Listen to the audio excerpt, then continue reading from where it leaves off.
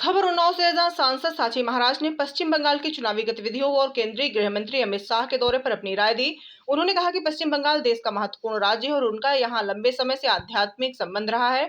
साची महाराज ने बताया कि पुरुलिया, आसनसोल, रानीगंज, कोलकाता और बांकुड़ा सहित कई स्थानों पर उनके आश्रम संचालित है। हाल ही में राज्य के दौरे पर वे वहां मौजूद रहे और अमित शाह के कोलकाता दौरे के समय भी मौजूद थे। साची महाराज ने दावा किया कि उन्होंने जनता की नब्ज को करीब से समझने की कोशिश की। उनका कहना था कि अमित शाह के चुनावी भाषणों में ताकत दिख रही है, जिससे इस बार पश्चिम बंगाल में राजनीतिक बदलाव संभव है। उन्होंने यह भी कहा कि जनता ममता बनर्जी की सरकार को सत्ता से बाहर कर सकती है।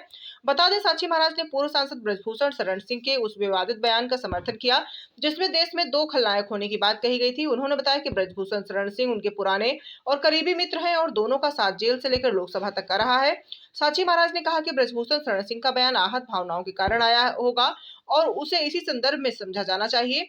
उन्होंने कहा कि भारत में मुसलमान दुनिया के कई देशों की तुलना में अधिक सुरक्षित हैं। उनका कहना था कि यदि कोई सुरक्षित माहौल में रहते हुए भी देश या सरकार के खिलाफ अपशब्दों का प्रयोग करता है या राष्ट्र हित के विरुद्ध काम करता है तो यह समाज उसे गलत नजरिए से देखता है। इस प्रकार की बचकानी बातें नहीं करनी चाहिए। हेमंत विश्व शर्मा राष्ट्र के पर्याय बने हुए हैं। बहुत अच्छी तरह से उन्होंने असम को संभाला है और अमित शाह मोदी की जोड़ी तो बेमिसाल है। असंभव को संभव। अभी वामपंथी उग्रवाद को सदा के लिए समाप्त करने का काम माननीय मोदी जी के आशीर्वाद से नेतृत्व में गृह मंत्री अमित शाह जी ने किया। जिस वामपंथी उग्रवाद में कम से कम 20,000 आम नागरिक मारे गए, 2,000 सैनिक मारे गए और उसके लिए 31 मार्च तय किया गया था कि तब तक हम इस आतंकवाद को समाप्त कर देंगे और 20 मार्च को ही आतंकवाद समाप्त कर दिया गया। तो ये जोड़ी इतने बढ़िया काम कर रही है। अब कुछ लोग हैं कि मानते नहीं, वो राष्ट्र विरोधी गतिविधियों में लिप्त रहते हैं। उनमें एक विशेष नाम राहुल गांधी का भी है। महाराज जी, राहुल गांधी हैं, असम में चुनाव है, उन्होंने एक बयान दिया है, कहा है कि जो है मोदी जी अमित शाह से जो कहेंगे और जो है हेमंत विश्व शर्मा जो वहाँ के मुख्यमंत्री हैं वो उनके पैर पकड़ लेंगे। इस पर ये बयान दिया है, इस पर क्या कहेंगे? इस प्रकार की बचकानी बातें नहीं करनी चाहिए। हेमंत विश्व शर्मा राष्ट्र के पर्याय बने हुए हैं। बहुत अच्छी तरह से उन्होंने असम को संभाला है और अमित शाह मोदी की जोड़ी तो बेमिसाल है। असंभव को संभव। अभी वामपंथी उग्रवाद को सदा के लिए समाप्त करने का काम माननीय मोदी जी के आशीर्वाद से नेतृत्व में गृह मंत्री अमित शाह जी ने किया। जिस वामपंथी उग्रवाद में कम से कम 20,000 आम नागरिक मारे गए, 2,000 सैनिक मारे गए और उसके लिए 31 मार्च तय किया गया था कि तब तक हम इस आतंकवाद को समाप्त कर देंगे और 20 मार्च को ही आतंकवाद समाप्त कर दिया गया। तो ये जोड़ी इतने बढ़िया काम कर रही है। अब कुछ लोग हैं कि मानते नहीं, वो राष्ट्र विरोधी गतिविधियों में लिप्त रहते हैं। उनमें एक विशेष नाम राहुल गांधी का भी है। महाराज जी, भारतीय जनता पार्टी के पूर्व सांसद हैं ब्रजभूषण शरण सिंह, उन्होंने हाल ही में उनका एक बयान आया था, उन्होंने कहा था कि देश में 2 खलनायक हैं, एक मुसलमान दूसरा सवर्ण। इस पर क्या राय है आपकी, उनके बयान? इस पर मैं कोई टिप्पणी नहीं करना चाहता, लेकिन फिर भी मैं ये कहना चाहूँगा। अब मैं फिर जफर खान का आपको एग्जाम दूंगा जो अभी विदेश से चल के आए। उन्होंने कहा कि हिंदुस्तान में जितना मुसलमान सुरक्षित है उतना विश्व में कहीं सुरक्षित नहीं है। और हिंदुस्तान में सुरक्षित मुसलमान यहाँ पत्थर फेंकेगा, सरकार को गालियां देगा, मतलब अपनी पैर को काटेगा तो खलनायक हो गया कि नहीं हो गया? नंबर 2, ब्रजभूषण शरण सिंह जी मेरे मित्र हैं, बहुत जिगरी मित्र हैं। हम लोग जेल के साथी हैं, हम लोग लोकसभा के साथी हैं। वो बहुत कद्दावर नेता हैं, बहुत ईमानदार नेता हैं, स्पष्ट वक्ता हैं, जुझारू हैं। उनके सम्मान में जितने शब्द कहे जाए कम है। सवर्ण होके उन्होंने सवर्ण के बारे में इस शब्द का जो प्रयोग किया है, जानते हैं क्यों? वो आहत हैं। इस देश में सवर्णों की रक्षा अगर किसी ने की तो भारतीय जनता पार्टी ने की।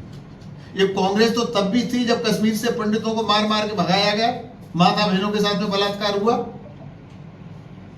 ये कांग्रेस और ये सपा तो तब भी थी।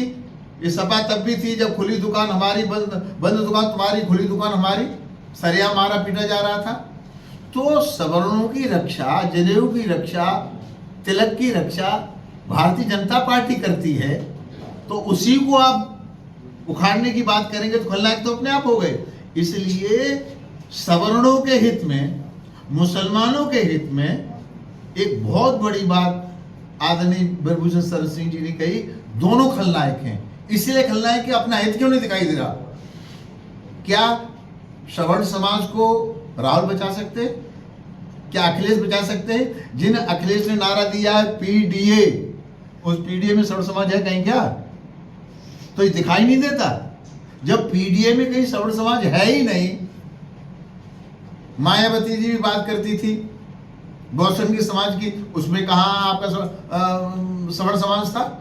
तो जो सवर्ण समाज का रक्षक है, सनातन का रक्षक है, आपको सनातन के मानने वाले हो, अगर आप उनको ही गालियां दोगे, मोदी की कब्र खोदोगे, जो हिंदू हृदय सम्राट है, जो अवतारी पुरुष जैसा है, उसको आप गालियां देंगे, तो ये तो सहन करने लायक नहीं है। मुझे लगता है बहुत आहत होकर के ब्रजभूषण शरण सिंह जी बात अपने छाती पर हाथ धर के हिम्मत से कही होगी। मैं उनकी बात का सम्मान करता हूँ।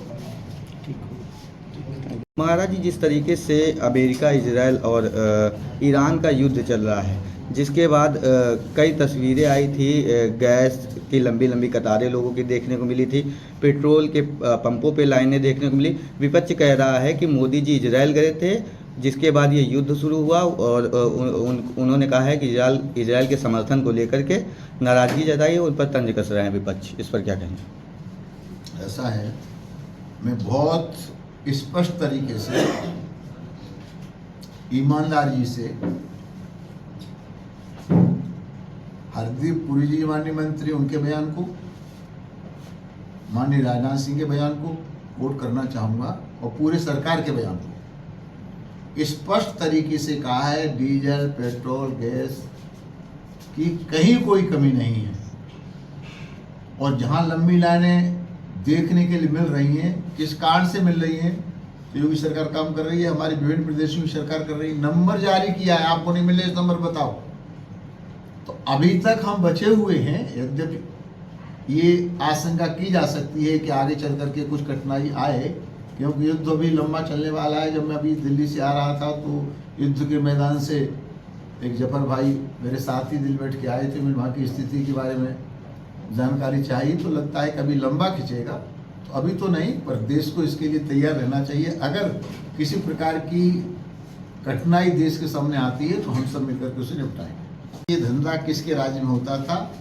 योगी जी की, मोदी जी की डबल इंजन की सरकार पारदर्शी सरकार है। जो भी कहीं दोषी पाया जाएगा उसके खिलाफ कार्रवाई होगी।